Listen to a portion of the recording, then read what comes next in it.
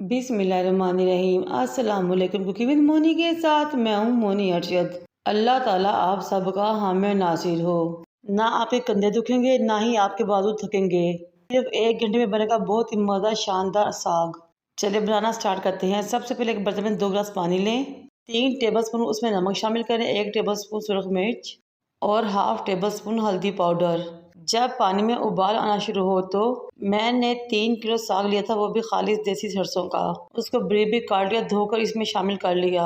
अब साग को 5 से 8 मिनट के लिए पकने के लिए छोड़ दूंगी ताकि वो अच्छे तरीके से बैठ जाए। जब साग बर्तन में नीचे बैठ गया तो फिर मैंने 1.5 किलो पालक ली, काटी धोई, वो भी इसमें शामिल कर दी। साथ ही मैंने 1 गट्ठी बाथू की ली, उसको भी ब्रीफ भी काटा और इसमें शामिल कर दिया। आपके इलाके में बाथू को क्या कहते हैं मुझे कमेंट बॉक्स में ज़रूर बताइएगा। अब इन तमाम चीज़ों को पकने के लिए छोड़ दें और चम्मच से हिला के बैलेंस कर लें, मिक्स कर लें। अब आपने 3 मीडियम साइज़ के प्याज लेने हैं, स्लाइस कर लेने हैं। 15 से 16 हरी मिर्चें और 15 ही मैंने लहसुन की कलियाँ ली। इन तमाम चीज़ों को ग्राइंडर में डाला, पानी डाला, ग्राइंड कर लिया। लहसुन, प्याज और हरी मिर्ची का पेस्ट को भी साग में शामिल कर लिया। अब इन तमाम चीज़ों को अच्छे तरीके से मिक्स करेंगे और कवर करके पकने के लिए छोड़ दें तकरीबन आधे घंटे के लिए। फ्लेम नीचे थोड़ी हाई रखेंगे। इस स्टेज पे मेरी आपसे रिक्वेस्ट है कि मेरे चैनल को लाइक करें, शेयर करें, सब्सक्राइब करें और बेल आइकन को टच करें ताकि मेरी तमाम वीडियोस आप तक पहुंच सकें। आधे घंटे बाद जब मैंने ढक्कन उठाया तो पानी काफ़ी हद तक खुश्क हो चुका था। अब हमें चेक करना है कि साग गला है या नहीं। साग के पीछे जो टहनियाँ होती है जिनको हम गंदले कहते हैं, वो दबा कर चेक करें। अगर वो नरम हो गई है तो समझे हमारा साग बिल्कुल तैयार है। अब साग को काउंटर पर लेके आएंगे और इसको घोटेंगे मधानी के साथ। ग्राइंडर की जग में भी घोट सकते हैं और हाथ से भी घोट सकते हैं, लेकिन आपने इतना ज़्यादा नहीं घोटना कि वो बिल्कुल आटा या मलिदा बन जाए, तो हल्का सा दरदरा सा रहे।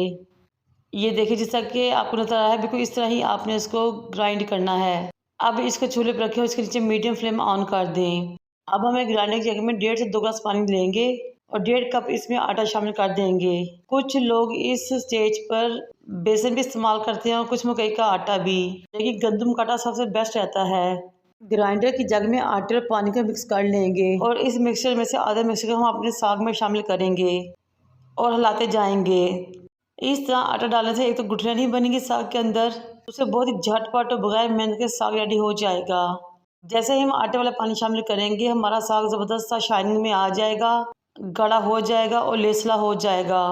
ये देखिए माशाल्लाह से मेरा तकरीबन 3 ही हिस्से पानी इस्तेमाल हो गया था, थोड़ा सा बच गया था। अब हम अपने साग को दम पे लगा देंगे अगेन 10 मिनट के लिए ताकि आटे का कच्चापन खत्म हो जाए, साग अच्छे तरीके से रेडी हो जाए। फ्राइंग पैन में आधा कप कुकिंग ऑयल लेंगे, 2 टेबलस्पून फ्राई चॉप अदरक और 2 टेबलस्पून फ्राई चॉप लहसुन लेंगे और उसको खुशबू आने तक भूनेंगे।